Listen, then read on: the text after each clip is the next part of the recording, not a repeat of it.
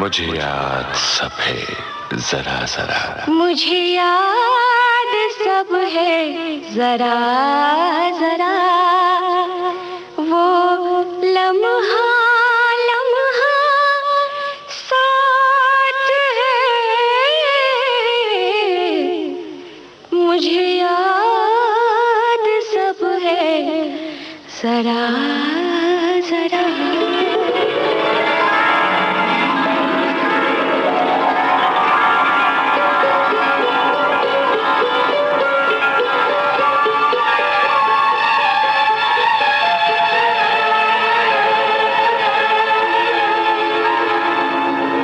दोस्तों नमस्कार। विविध भारती के इस समर स्पेशल प्रोग्राम में आज एक बहुत ही सुरीली जोड़ी हमारे बीच है।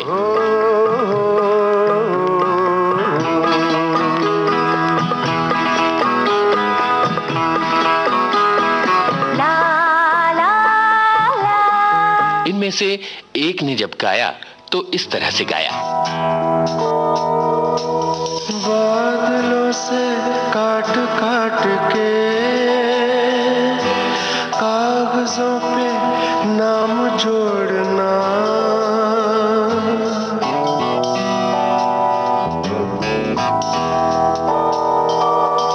बादलों से काट काट के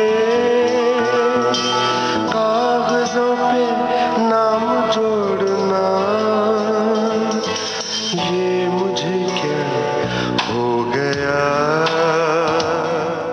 और दूसरे ने जब सुर छेड़ा तो कुछ यूं छेड़ा। कुछ गीत तो दुनिया की खातिर सुर ताल पे गाए जाते हैं, कुछ गीत मगर तन्हाई में, कुछ गीत मगर तन्हाई में खुद को ही सुनाए जाते हैं। और जब दोनों ने मिलकर सुर छेड़ा तो कुछ यूं छेड़ा। शम्मा जलाए रखना है, शम्मा जलाए रखना, जब तक के मैं ना आऊं, जब तक के मैं ना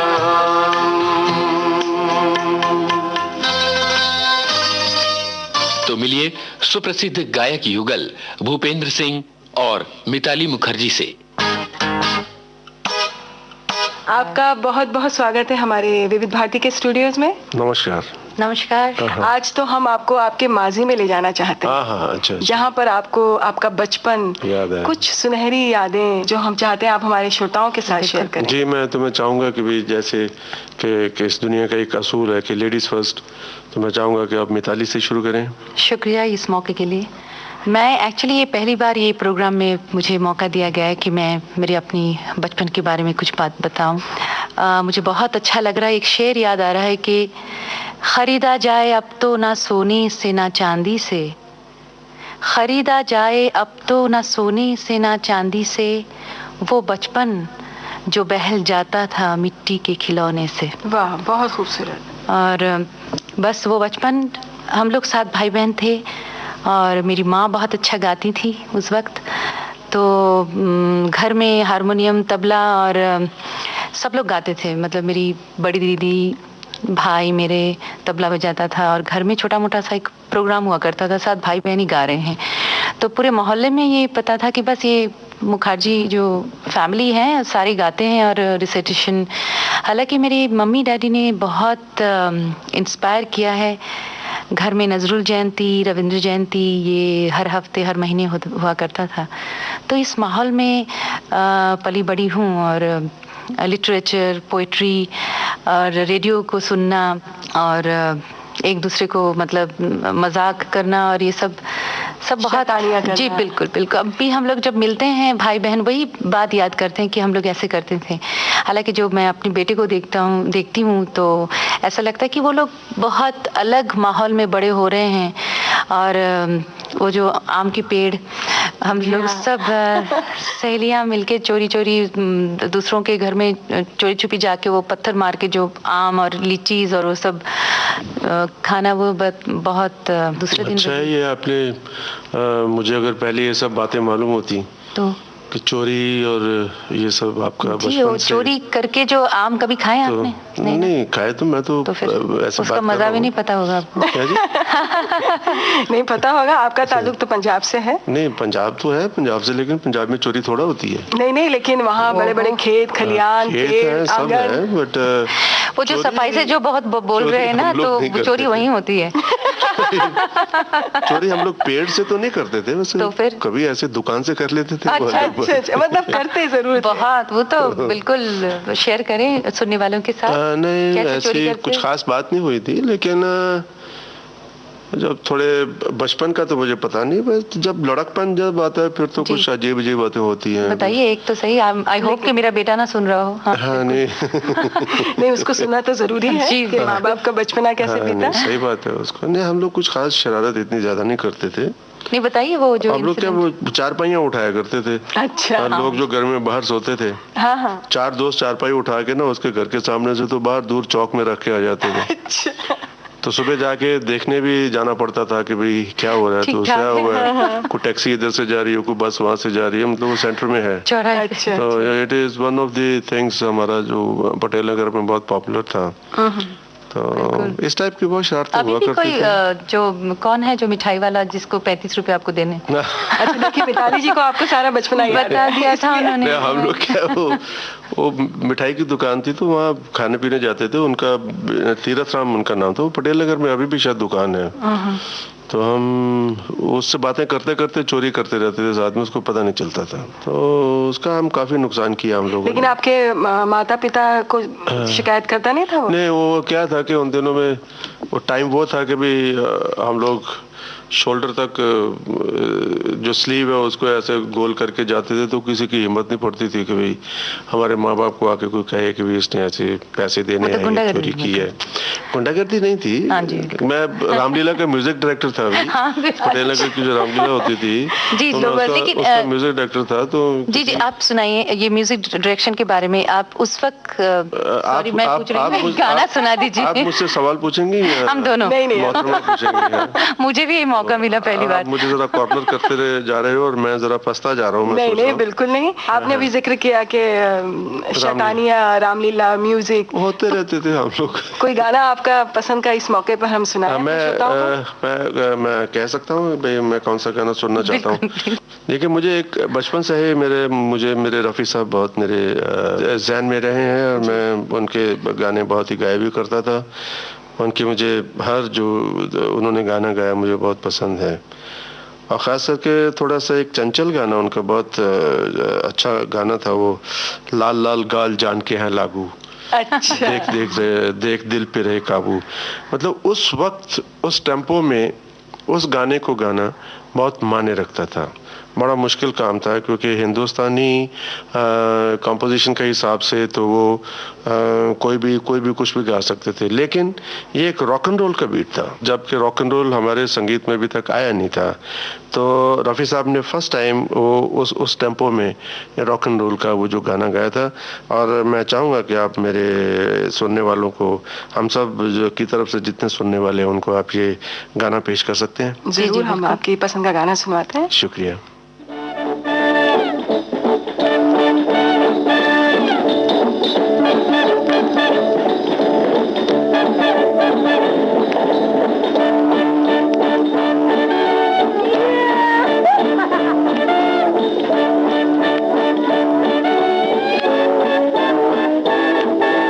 लाल लाल गाल जान के है लागू, देख देख देख दिल पे रहे काबू। चोर चोर चोर भाग परदेसी बाबू।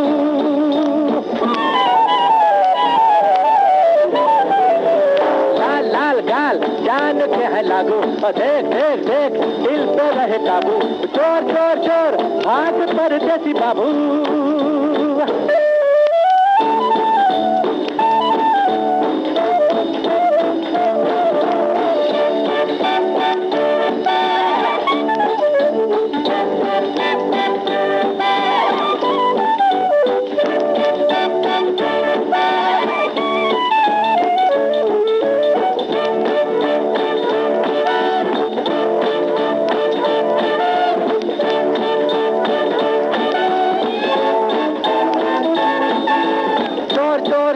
नहीं है मालो डर के, मोर मोर मोर ये तो है दिलो जिगर के, पीले पीले पीले इनके बाल है निराले, नीले नीले नीले इनकी अखड़ियों के प्याले।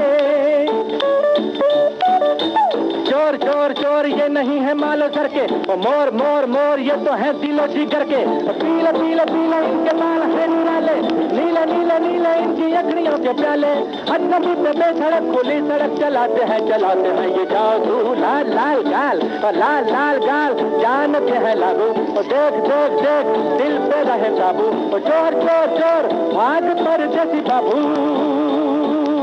हाँ, तो अभी आप जिक्र कर रहे थे मिताली जी के पेड़ और आंगन, हाँ, और पत्थर मारते बिल्कुल थे। आपकी पढ़ाई वगैरह सब कहाँ? पढ़ाई मैं एक्चुअली ओरिजिनली बांग्लादेश से हूँ। मायमनसिंह करके एक शहर है, वहाँ से मैंने स्कूलिंग की है। विद्या में स्कूल मुझे याद है, बहुत सुंदर, बहुत ग्रीन एकदम सा था चारों तरफ से। और मुझे याद है वहाँ पे एक लेडी बैठती थी और इमली की जो गोल गोल सा वो चटनी की जैसे बनाती थी और मैं बहुत खूब खाती थी। और तब क्लासिकल भी मैं सीखती थी जब, तो एक गुरुजी मेरे मिथुन दे साहब वो आते थे घर पे और उनको पता नहीं कैसे पता चलता था, सा लगाते ही बोलते थे तूने इस बार इमली खाई आज। हाँ बिल्कुल, खराश और वो तो वो छुपाते भी थे। अच्छा ठीक है, मैं मम्मी को डैडी को नहीं बताऊंगा, ठीक है कल से अगर खाना हो तो दोपहर में खाना, शाम को मत खाना। तो इस तरह से मुझे अभी भी याद है। तो वो जब आते थे मुझे लगता नहीं था कि गुरुजी आ रहे हैं, ये खौफ सा एक डर सा वो नहीं लगता था, लेकिन एक दोस्त के हिसाब से वो सिखाते थे। और खेलना, लेकिन मेरी माँ बहुत स्ट्रिक्ट थी कि ठीक है खेलना तो होता ही है लेकिन थोड़ा प्रैक्टिस भी कर लिया करो, 15 मिनट ही सही, आधा घंटा ही सही।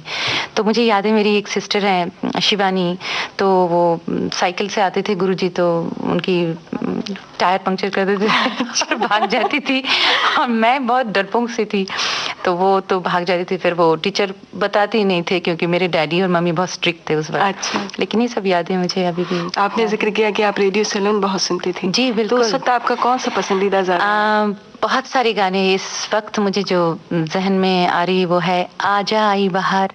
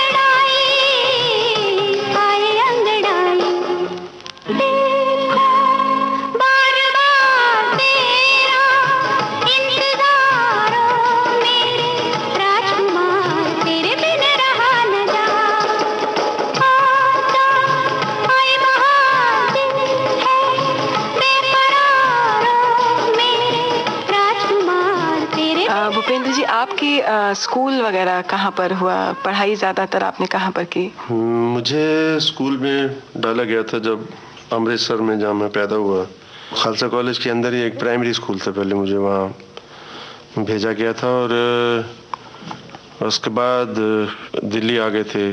दिल्ली में ही पढ़ते पढ़ते खेलते खेलते बड़ा हुआ। इनफैक्ट मेरा जो संगीत जो मेरे पास है, ये मुझे विरसे में मिला है। मेरे पिताजी प्रोफेसर नत्था सिंह जो खालसा कॉलेज अमृतसर में म्यूज़िक प्रोफेसर थे वहाँ पे, plus he was a devotional singer later on जी। तो उन्होंने मुझे बहुत कुछ दिया। जो भी आज मैं इंस्ट्रूमेंट बजा रहा हूँ या जो भी मैं गा रहा हूँ, ये सब उनकी देन है। तो जब 10-11 साल का हुआ था तो मुझे वो मेरे पहले गुरु श्री खियाती लाल तहीम के पास ले गए थे मुझे, जिन्होंने मुझे बहुत अच्छी क्लासिकल संगीत की जो ट्रेनिंग दी थी। तो बहरहाल बात यह है कि मेरा जो बचपन है वो म्यूज़िक सीखने में ही ज़्यादा गुजरा और मैं बहुत ही शांत तबीयत का आदमी बच्चा था और अभी आदमी भी बहुत शांत तबीयत का। लेकिन आपकी माता जी का तो जरूर ध्यान आपकी तरफ जाता होगा, क्योंकि माँ को बहुत बच्चे ऐसे प्यारे होते हैं। जब मैं फिर बड़ा हो गया फिर then she was worried about me. तो मैं रात को 3-3 बजे आता था घर पे, तो सब दोस्तों के साथ घूम रहे हैं पटेल नगर की सड़कें, पूरे उधर दिल्ली की सड़कों पे रात के 2-2 बजे तक 2:30 बजे तक घूम के, रात को ट्रांसपोर्ट नहीं कुछ नहीं, पैदल आ रहे कनॉट प्लेस से या कहीं से भी पैदल वापस आ रहे हैं, तो 2:30-3 बजे घर पहुंचता था। तो माँ को पता चला कि तो बहुत लेट आता है। तो ना एक दिन मैं ऐसे घर में घुसा तो पूछती है पुपी कितने बजे ने, क्या टाइम किया है? तो मैं ऐसे मेरे को बोले कुछ नहीं 12:30 बजे, सो जाओ अभी 12 बजे। अच्छा, तो बाय द टाइम मैं कपड़े चेंज करके आया तो हाथ में टाइम पीस पकड़ा हुआ था उन्होंने, जो कि उन्होंने अपने पलंग के नीचे रखा हुआ था। तो मुझे बोले जरा टाइम देख तो क्या हुआ है इसमें। तो फिर मैंने कहा ये घड़ी आगे लगती है मुझे, 2:30-3 बजे हैं शायद, तो ठीक है जरा जल्दी आया कर। तो आना जाना तो मेरा वही टाइम पर रहा, लेकिन दूसरे दिन से मैंने क्या किया कि मैं आके सबसे पहले वो घड़ी निकालता था नीचे से, उसके मैं 12-11:30 बजे आता था, फिर उसके नीचे रख के फिर मैं कपड़े उपड़े चेंज करता था। सो मोहब्बत एक रही जो बाद में माँ ने बड़ा फिक्र किया, बहुत ही she really thought of me, but I enjoyed it. Vividh Bharati से इस समय आप सुन रहे हैं मुझे याद सब है जरा जरा। और आज हमारे बीच है गायक जोड़ी भूपेंद्र मिताली।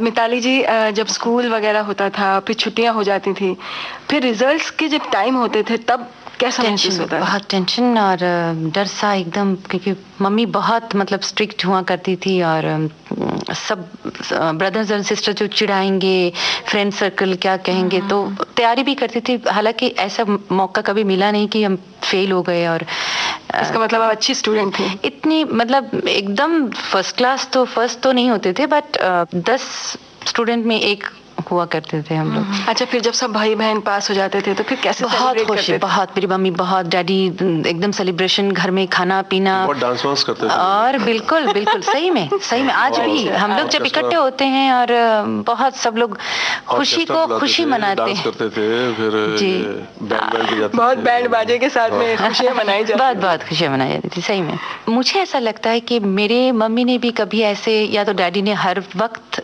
गोद में लेके या साथ में लेके पास में लेके आई लव यू नहीं कहते थे, मेरे ख्याल से जरूरत भी नहीं होती। महसूस होता था कि ये लोग जो दिन भर काम करते थे, दिन भर मेरी मम्मी जो काम करते थे बच्चों के लिए करते थे, तो उनको टाइम भी नहीं मिलता था, लेकिन महसूस ही करती थी कि हमें बेहद प्यार करती हैं। तो छुट्टियों में आप फिर सहेलियां वगैरह क्या खेल खेला करते थे? वो गुड़िया और अच्छा गुड्डा खेल और शादी मनाते थे। जी बिल्कुल, इस घर से उस घर तक। यहाँ घर में मम्मी मिठाइयाँ बना रही हैं तो उसकी सहेली थी मेरी, उसकी मम्मी भी बना रही है, उनके घर में कुछ अच्छा, गुड़िया वाली होती थी या गुड्डे वाली होती थी? मैं गुड्डे वाली तो मेरे भाव बहुत ज्यादा होते थे।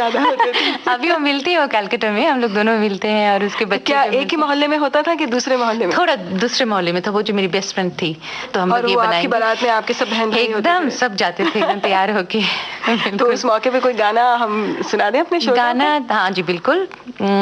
इस मौके पे तो हालांकि मैं शादी का ही गाना गुड्डे गुड़िया की शादी को, हाँ, तो वो गाना कुछ और होता था। तब आप क्या गाते जाते थे वैसे जब बारात लेके जाते थे? तो बंगाली बहुत गाने होते थे, तो मैं जी हालांकि मैं इस वक्त जो गाना सुनाने जा रही हूँ वो है तुम ही मेरी मंजिल, तुम ही मेरी पूजा। तुम ही मेरी मंजिल,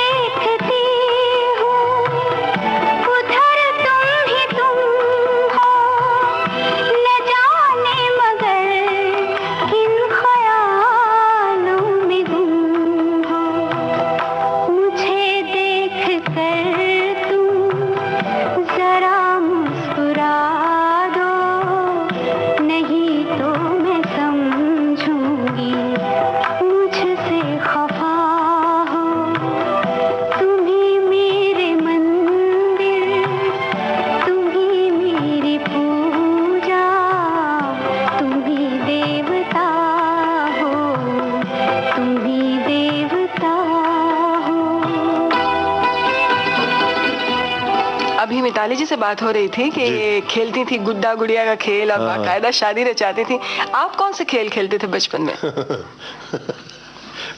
अभी लड़के क्या खेलेंगे ये? नहीं, फिर भी क्रिकेट है, पतंग उड़ाना है, साइकिल चलाना है, फुटबॉल है। मुझे साइकिलिंग का शौक था। मुझे फुटबॉल मेरा बहुत फेवरेट गेम रहा है। फुटबॉल में मैं या तो स्टॉपर की पोजीशन में खेलता था या गोलकीपर की पोजीशन पे खेलता था। और हालांकि ये मेरा अंगूठा उस टाइम का टूटा हुआ है, ये मैं गिर गया था इसी अंगूठे पे। अभी भी कभी ये वर्ल्ड कप होते हैं तो रात भर कुछ अजीब सी आवाजें आती हैं क्योंकि मैं सोता नहीं हूँ। नहीं, मुझे याद है हम प्रोग्राम में जाते हैं तो चेंज शोज था, याद है हमें। तो वाया कलकत्ता हम जा रहे थे, रांची जा रहे थे, तो कलकत्ता में ओवरनाइट स्टॉप था। तो उन्होंने सोचा कि एयरपोर्ट के पास होटल है, वहां जाते हैं। तो मैंने जब होटल में जाके पूछा अभी आपके पास टीवी है कि नहीं, क्योंकि रात को 3 बजे मैच आने वाला है फुटबॉल। हाँ, तो उन्होंने बोला टीवी तो जी कॉमन रूम में। बोलते चलो, मैंने टैक्सी में सामान रखा, पार्क स्ट्रीट गए, all the way to Park Street hotel में। वहां जाके पूरी रात वहां जाके मैच देखे, सुबह आंखें मलते मलते एयरपोर्ट पे वापस आए थे। सो ये शौक मुझे अभी भी बहुत ज्यादा है फुटबॉल का। मिताली जी, जैसे भी इन्होंने दोस्ती का जिक्र किया, तो आपकी भी सहेलियां जब अब मिलती होंगी तो वही सब पुरानी बातें और उन जगहों पे जब आप जाती हैं अब तो कैसा लगता है? बहुत अच्छा लगता है। हम लोग याद करते हैं क्योंकि हमारा बचपन बहुत ही मतलब हैप्पी, मुझे जहाँ तक याद है। और म्यूजिक एक सब्जेक्ट ऐसा रहा, सहेलियों में भी भाई बहनों में भी बहुत स्ट्रॉन्ग सब्जेक्ट अभी भी है और उस वक्त भी रहा है। ये अभी भी इनके एक भाई हैं छोटे कलकत्ते में, वो नहीं भाई बहन जो हम लोग जो हैं, म्यूजिक एक्सचेंज, उनकी बात बता रहा हूँ कि अभी भी उनको वहाँ अच्छा गाना लगता है तो वो उस वक्त कलकत्ता से फोन करके के लाइन फोन पे सुनाते हैं वो हाँ, कि ये गाना सुनो। और बिल्कुल, और म्यूजिकल मतलब एकदम जिसे कहना चाहिए कि म्यूजिक में ही परवान चढ़े हैं। बिल्कुल। लेकिन अक्सर ये देखा जाता है कि लड़की होने के नाते तो माँ बाप की पाबंदियां भी बहुत होती होंगी कि इस वक्त मत जाओ, हाँ, घर से बाहर बहुत कम जाना होता था। मेरे डैडी कहीं नहीं जाने देते थे, लेकिन घर में सब कुछ, मतलब म्यूजिक सुनो, मतलब सहेलियों को बुलाओ, खाना पीना सब कुछ। कभी दिल नहीं करता था कि बाहर जाएं, पिक्चर देखें? तो वो महीने भर का वो जो रूट, मतलब ये परमिशन लो, वो परमिशन लो, यहाँ से ये टिकट्स पहले बुक करेंगे, फिर मतलब जा रहे हैं तो पता नहीं, ऐसा लगता था कि पता नहीं चांद में जा रहे हैं कि कहाँ जा रहे हैं। तो वो जब पिक्चर देख के आने के बाद एक अभी भी याद है कि बस हमने वो पिक्चर, एक पाकिस्तानी फिल्म थी वहाँ पे, ज़िबा और मोहम्मद अली की पिक्चर थी और नूरजहां जी की। मतलब पहली हिंदी फिल्म कौन सी थी आपकी? हिंदी फिल्म मैंने बहुत बाद देखी है। 71 में मैंने हरे राम हरे कृष्ण देखा है। उसके बाद बहुत पिक्चर देखी, लेकिन पिक्चर देखना जो हमारे घर में जो था वो मनाही था एक हिसाब से कि पिक्चर नहीं देखो, मतलब पोइट्री, ड्राइंग, गाना सुनना, ये सब करो। पिक्चर कभी ये नहीं होता था कि माता जी आपकी बोलती हो कि आप लड़की हैं तो खाना बनाना भी सीखिए? हाँ बिल्कुल और सीना पिरोना भी सीखिए? हाँ बिल्कुल। और हालांकि मैं मतलब 4 बहनों में सबसे छोटी थी तो मैं 1 नंबर की कामचोर थी। अच्छा। तो हाँ बिल्कुल। तो बहनें सब खाना बना रहे हैं, ये वो तो छोटी, उसको नहीं आएगा, और मैं भी मान लेती थी ठीक है नहीं आएगा करके, हाँ नहीं आएगा करके मैं भी भाग जाती थी। लेकिन आहिस्ता आहिस्ता आ ही गया। बिल्कुल जी।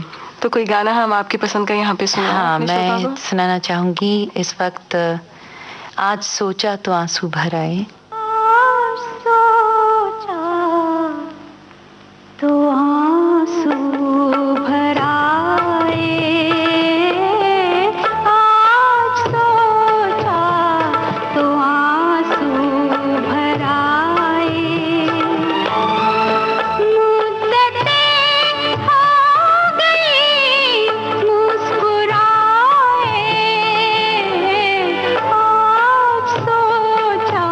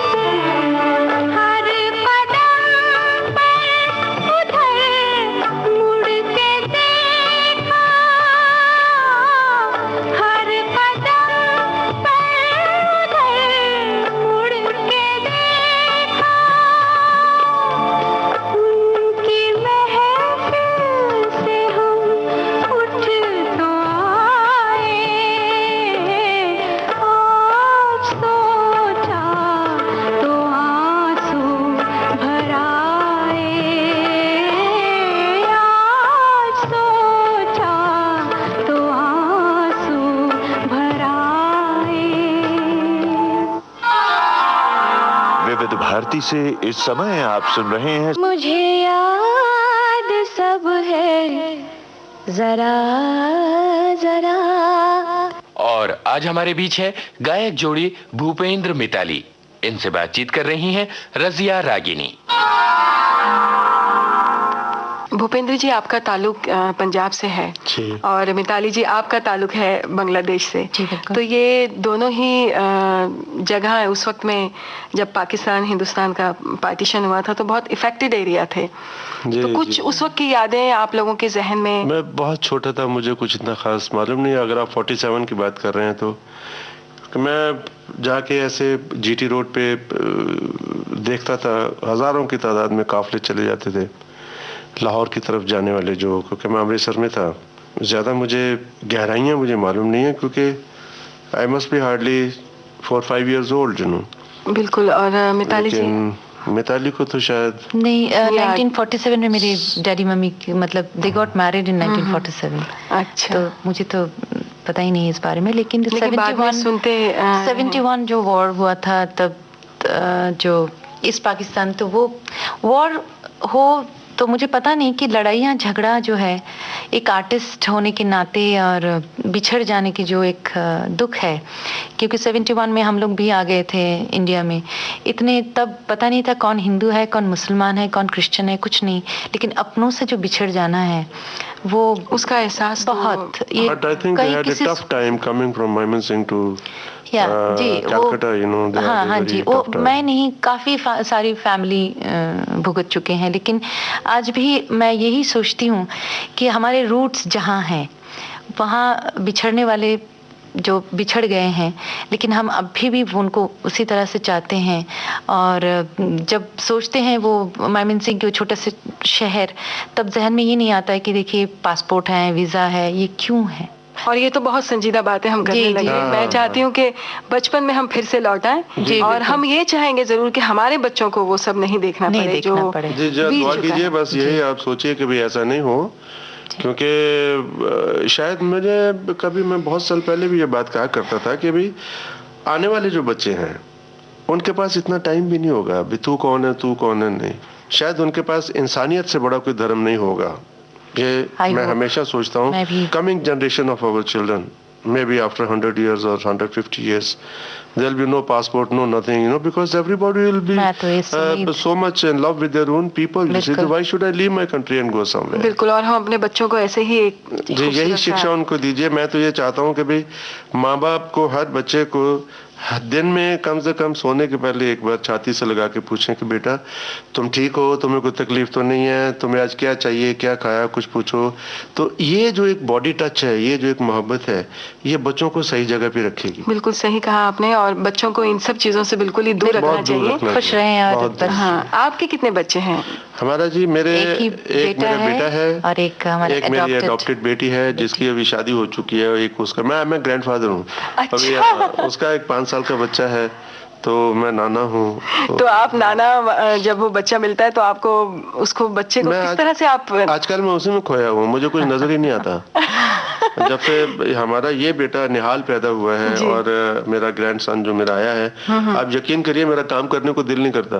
तो ये तो बात थी हमारे बचपन की। बचपन से हम जब लड़कपन की तरफ जा रहे हैं, तो आपका कॉलेज और फिर कॉलेज में किस तरह से आप लोग फंक्शंस वगैरह में भी, क्या यही आपकी एक्टिविटीज रहती थी गाने की? मिताली कॉलेज गई है, मैं तो कॉलेज देखा नहीं मैंने। अच्छा, आप कॉलेज नहीं गए? नहीं, मैंने बड़ी मुश्किल से मैट्रिकुलेशन पंजाब यूनिवर्सिटी का 2nd डिवीजन में पास किया था, तो कान में हाथ लगाए थे कि इसके बाद पढ़ाई नहीं करूंगा। और यकीन मानिए घर पे जब मैं बहुत कोशिश करती हूँ कि एक रूटीन होना चाहिए, डिसिप्लिन होना चाहिए कि स्कूल के आने के बाद थोड़ा होमवर्क कर लो आप, ये सब रूटीन नहीं। देखिए, आई एम अगेंस्ट रूटीन। तो ये जो मेरा बेटा है, जब भूपी जी घर पे होते हैं तो बस वो, उसको पता है कि आज होमवर्क नहीं भी करूँ तो है डैडी घर पे हैं।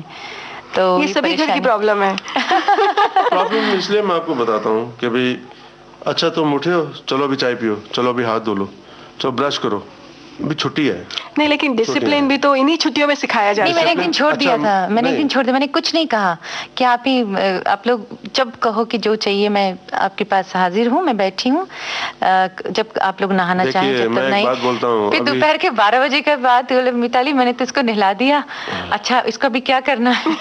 देखिए अब ये स्कूल शुरू हो जाएंगे जी जी। बच्चा 7 बजे उठेगा ही जी, 7 बजे उठ के उसको रूटीन मालूम है, उसने ब्रश भी करना है, नहाना भी है, नहा के कपड़े खुद पहन के बैठ जाएगा, नाश्ता खुद पहन के, करके अच्छा। स्कूल जाएगा, वापस आएगा।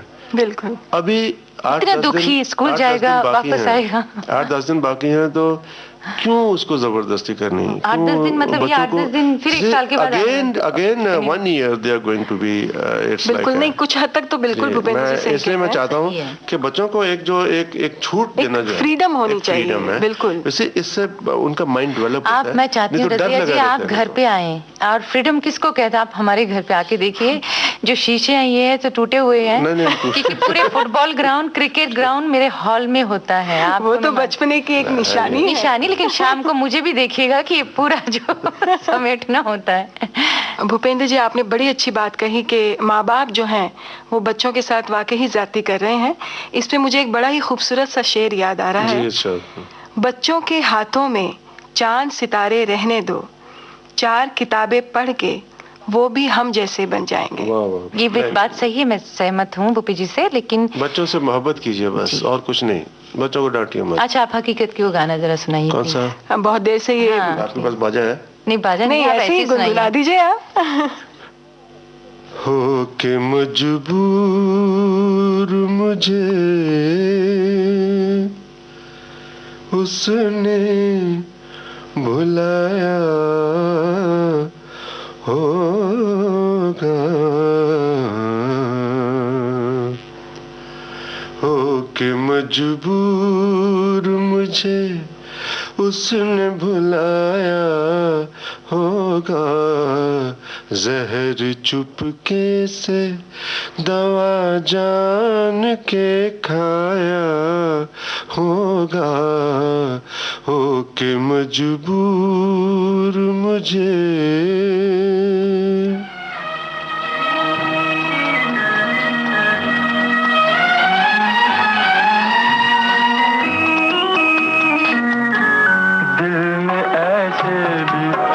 अफसाने सुनाए होंगे, दिल ने ऐसे भी कुछ अफसाने सुनाए होंगे, अश्क आंखों ने पिए और न बहाए होंगे, बंद कमरे में जो खत मेरे जलाए होंगे, एक हर्फ जबी पर उभर आया होगा, होके मजबूर मुझे उसने भुलाया होगा, होके मजबूर मुझे। रज़िया जी, मुझे भूपेंद्र जी की आवाज़ एक पत्नी के हिसाब से नहीं, एक सुनने वाले, मैं बहुत फैन हूँ इनकी। जी हाँ, हम हाई रहे हैं, अभी आपसे पूछ ही रहे हैं कि आप दोनों का जी मिलन जिसे कहना चाहिए ना, संगम, टकराव कैसे हुआ? जी मैं भूपेंद्र सिंह जैसे लता जी, आशा जी, रफ़ी साहब, किशोर कुमार, मन्ना डा, तलत साहब, वैसे हमारे बंगाल के संध्या मुखर्जी, हेमंत कुमार और प्रतिमा बैनर्जी, ये सब सिंगर्स में अचानक हमारे घर में मेरे ब्रदर ने एक कैसेट लाए कि एक वॉइस बहुत अलग सा है, इन्होंने एक बंगाली गाना गाया था, देखो नाम आए तुम्ही, तो और साथ ही साथ उन्होंने कहा कि ये कैसेट भी सुनना, ये पिक्चर परिचय बीती ना बिताई रहना। जी हाँ। और उसमें एक गाना था मितवा बोले मीठे बहन, बहुत खूबसूरत। तो मैंने कहा ये आवाज़ बिल्कुल इतनी अलग है, मैं कभी अगर मतलब मुझे तो मतलब पता ही नहीं था कि कब इस वक्त कभी भी मतलब इंडिया में आके बड़ौदा में पढ़ाई करूं और बॉम्बे आऊंगी, कभी मतलब ख्वाबो ख्याल में भी नहीं सोचा था। लेकिन जब मैं बड़ौदा में पढ़ती थी तब म्यूज़िक कॉन्फ्रेंसेस बहुत अटेंड करती थी, सुनती थी। तो एक ही ख्वाहिश वो ग्रुप में होता था कि कभी भी भूपेंद्र सिंह कभी लाइव प्रोग्राम करे तो मैं सुनने जाऊंगी। तो उनको पता था बहुत फ़ैन है इनकी। तो ऐसा हुआ कि मैं बॉम्बे में आके आरोही एक प्रोग्राम होता था, तो उसमें एक गाना गाने के बाद एक कॉमन अहमदाबाद में प्रोग्राम में मैं भूपेंद्र जी को मिली और मैं कुछ बोल नहीं पाई जब मिलने के बाद। तो उनका सोलो एक गज़ल एल्बम उन्होंने काफ़ी कौन से साल 74। फिर उनसे मुलाकात होने के बाद फिर मैं बॉम्बे आई अपने प्रोग्राम के सिलसिले में। फिर जयदेव जी के वहाँ पे उनसे मुलाकात हुई, भूपेंद्र जी। फिर दूरियां रिकॉर्डिंग में जो जिंदगी मेरे घराना अनुराधा जी के साथ वो रिकॉर्डिंग कर रहे थे, तो उस रिकॉर्डिंग में मैं गई। फिर धीरे धीरे एक दो प्रोग्राम में हम मिले। और तो कभी भूपेंद्र जी ने पूछा नहीं कि आप हर जगह प्रोग्राम में दिखाई दे रही हैं? एक्चुअली उन्होंने मुझे पहली बार टीवी पे देखा था, कोई आरोही प्रोग्राम में। तो उन्होंने उस वक्त कहा था, पता नहीं सच या झूठ, कि आप भी अच्छा गाती हो। बिल्कुल सच कहा था, आप तो गाती ही बहुत अच्छा। हर आदमी जिंदगी में कभी ना कभी कुछ ना कोई गलती करता है। तो लेकिन ये जो सिलसिला तो चलता रहा मुलाकातों का, फिर वो जो कहते हैं ना इकरार मोहब्बत, वो किसकी तरफ से पहल हुई? एक्चुअली पता ही नहीं चला कि कब किस वक्त म्यूजिक वाज वेरी म्यूचुअल, जी। म्यूजिक एक ऐसा बॉन्ड था एक दूसरे को जानने। एक कॉमन जो सब्जेक्ट था which was we were lost in that was music। जी। रोज मिलना, कंपोज करना, she used to sing my compositions। तो आपके इस खूबसूरत मिलन जो एक ऑटोमेटिकली अपने आप ही हुआ। वैसे उसके ऊपर एक गाना हम जरूर चाहेंगे। ऊपर तो नहीं सोचा था, लेकिन मैंने एक गाना सुनने वालों को सुनाने के लिए मैं लाई थी। तो लगता है सिचुएशन वाइज, तेरे मेरे सपने अब एक रंग है।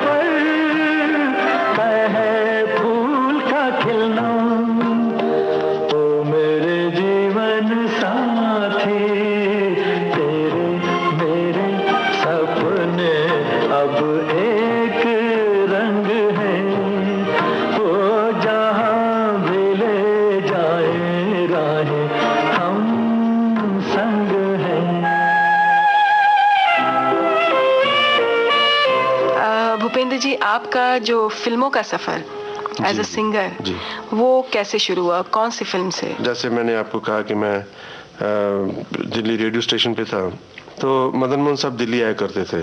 तो उनके लिए कभी सब दिल्ली के आर्टिस्ट लोग मिलके महफिल करते थे, खाना वाना खाते थे, उनका गाना सुनते थे, ये लोग गाना सुनाते थे। तो मुझे भी एक दिन किसी ने ऐसे ही थोड़ा उकसाया कि तुम भी थोड़ा गाओ ना। तो मदन जी बोले, हाँ गाओ गाओ।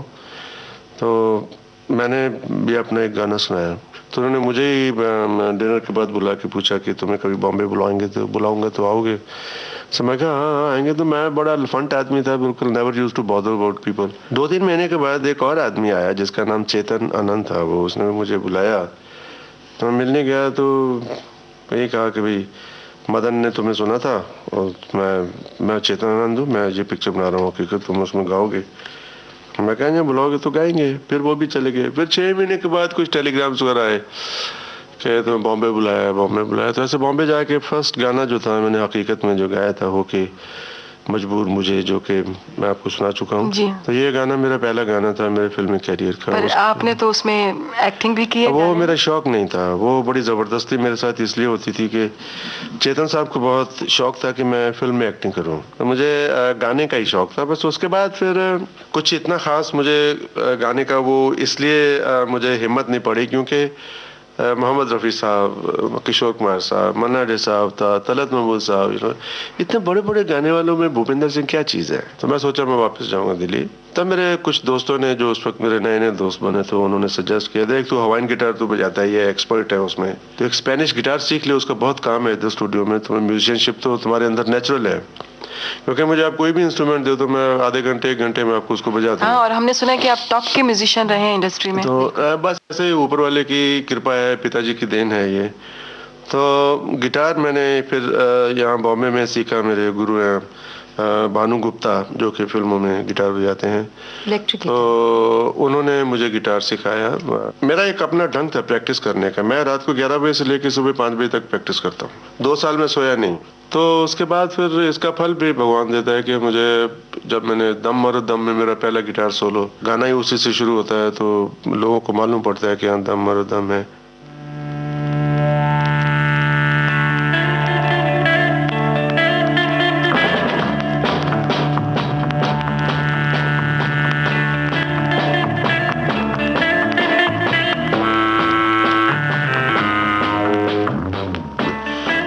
बाकी पंचम साहब की जितनी पिक्चरें मतलब 84 तक जो बनी है 1972 से, उसमें आपको electric guitar, classical guitar, 12 string guitar या ऊद के या रबाब के आपको जितने भी सोलो मिलेंगे सब मेरे बजाए हुए हैं। तो बहुत काम किया है, 15 साल दिन के 18-18, 20-20 घंटे काम किया हुआ है। लेकिन इसके साथ साथ मेरा गाना भी चलता जो रहा है। फिर परिचय आई, युग आते हैं और युग जाए, छोटी छोटी यादों के बल नहीं जाए। परिचय के बाद किनारा के बड़े अच्छे गाने थे।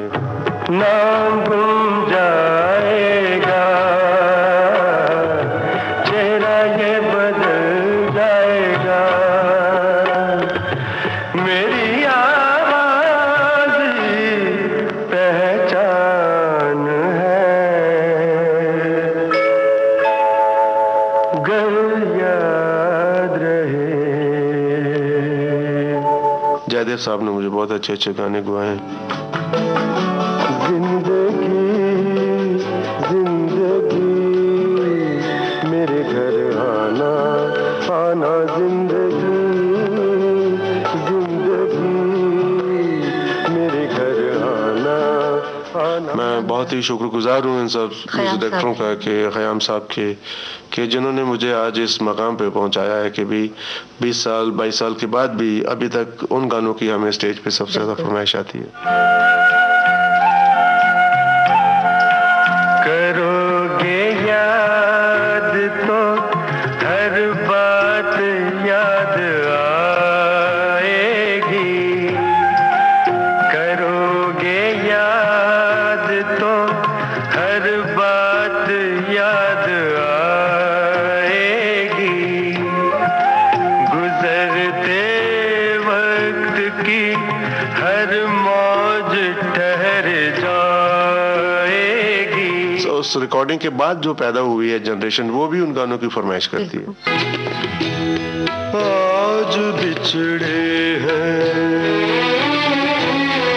आज बिछड़े हैं, कल का डर भी नहीं, जिंदगी इतनी मुख्तसर भी नहीं, आज बिछड़े हैं,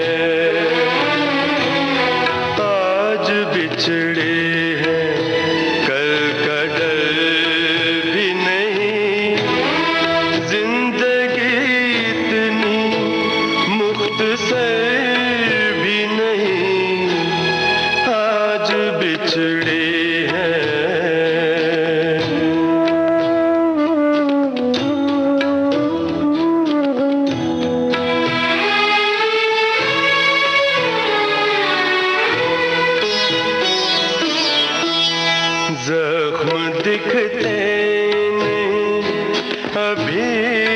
लेकिन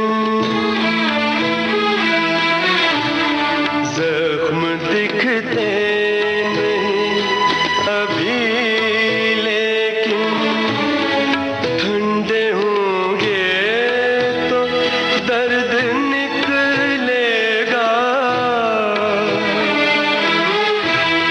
तैश उतरेगा वक्त का जब भी चेहरा अंदर से जर्द निकलेगा। आज बिछड़े हैं, आज बिछड़े हैं, कल का डर भी नहीं। जिंदगी इतनी मुख्तसर भी नहीं, आज बिछड़े हैं। मिताली जी, आपका सफर कैसे शुरू हुआ गाने का, गजलों का? मतलब कॉलेज में तो आप गाती ही थी। जी, और क्लासिकल की तालीम मैंने बचपन से ही लिया है, और उसके बाद बड़ौदा में आई थी इंडिया गवर्नमेंट स्कॉलरशिप मिलने के बाद। BMusic bachelor of music, master of music मैंने क्लासिकल में ही किया। तो ये मैं एक डेस्टिनी मानती हूँ कि मेरे साथ ऐसा मेरे पिताजी चाहते कि तुम सीखो और कुछ करना चाहो तो कर सकते हो। तो प्रोग्राम्स में गाती थी, और बांग्लादेश में हर साल मैं जाती थी छुट्टियों में, जब बड़ौदा से, तब वहाँ पे भी मतलब पिक्चर्स मूवीज के लिए गाती थी, और नेशनल अवार्ड भी मिला था। फिल्मों में आप? हाँ, मैं गाती, प्लेबैक देती हूँ। गवर्नमेंट अवार्ड फ्रॉम, अच्छी बात है, शायद हमारे श्रोताओं को पता भी नहीं होगी। जी, और आज भी मतलब मैं बंगाली फिल्म्स के लिए और इसके लिए मैं गाती हूँ। और गजल एक मेरी बहुत फेवरेट सब्जेक्ट है, क्योंकि वर्ड्स में इसके एक्सप्रेशन कुछ मतलब हैं, तो मैं गाती थी। और मैं देखती थी कि सुनने वाले भी उस पे बहुत अच्छी तरह से सुन रहे हैं और इंस्पायर करते थे। फिर मैं खजाना एक प्रोग्राम था, 3 दिन का एक फेस्टिवल जैसा था, और उस एल्बम के बाद उन्होंने वैसे ही इसको रिलीज किया था। फिर शादी के बाद साहिल मेरा फर्स्ट एल्बम, तो उसमें सारे मेरे सोलोज थे, और एक डुएट हमने गाया था भूपी जी के साथ, और वो भी लोगों ने बहुत पसंद किया। जी, मुझे माफ कर मेरे हमसफर, तुझे चाहना मेरी भूल थी। मुझे माफ कर मेरे हमसफर, तुझे चाहना मेरी भूल थी। किसी राह पर यूं ही एक नजर तुझे देखना मेरी भूल थी। मुझे माफ कर मेरे हमसफर। जब हम शादी होने के बाद इवन पीपल वांटेड, जब मैं अकेली जाती थी तो सब लोग चाहते थे कि भूपी जी भी गाएं, और भूपी जी तब स्टूडियो में बहुत बिजी होते थे। तो मैंने कहा एक बार आप गा के तो देखिए स्टेज में, बहुत आपको अच्छा लगेगा।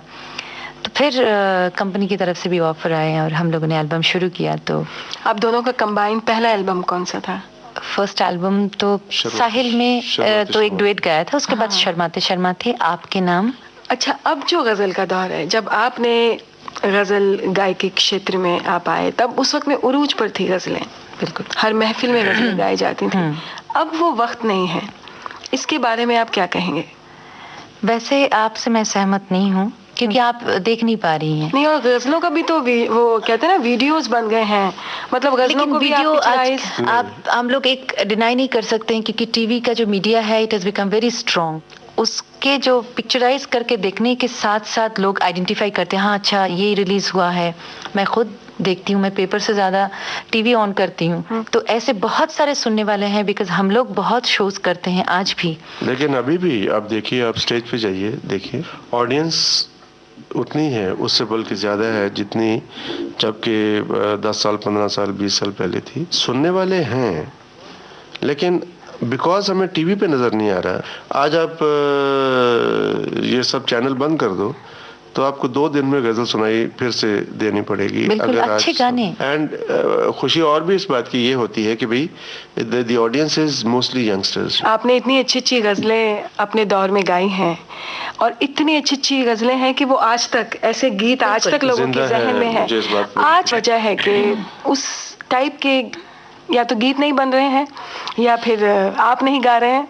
नहीं जी, ऐसी बात नहीं है। अभी देखिए, पहले एक गीत मुकम्मल होता था, अभी आप कोई भी गाना उठाइए उसका आप म्यूजिक साथ में गा नहीं सकते। Now song has become an item. तो आई एम वेरी हैप्पी। मैंने बहुत बड़े बड़े म्यूजिक डायरेक्टरों के लिए गाया है, बहुत बड़े बड़े म्यूजिक डायरेक्टरों के लिए मैंने गिटार बजाई है, बहुत कुछ बजाया है। बहुत अभी कुछ बाकी रहा नहीं जिंदगी में जिसकी मुझे कोई ख्वाहिश हो।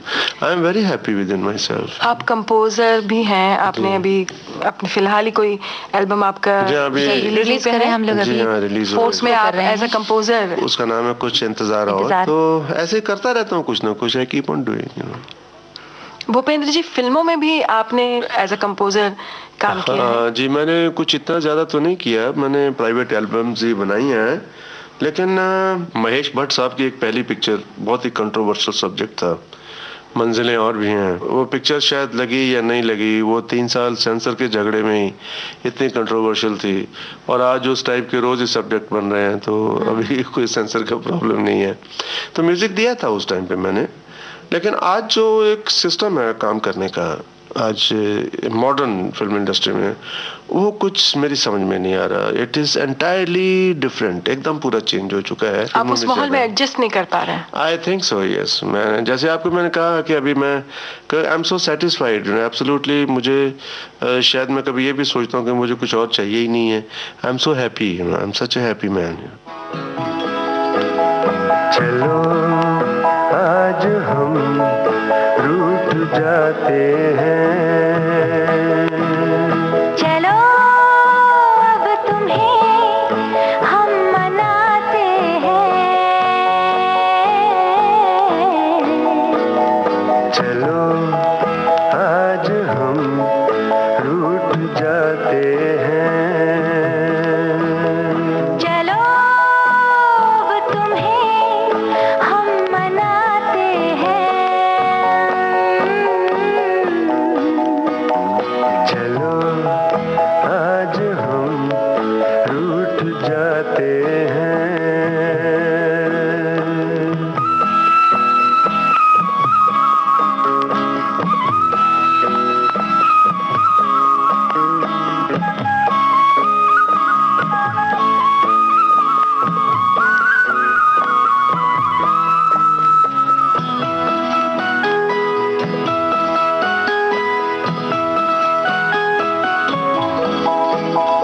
अदा खूब है रूठ जाने की,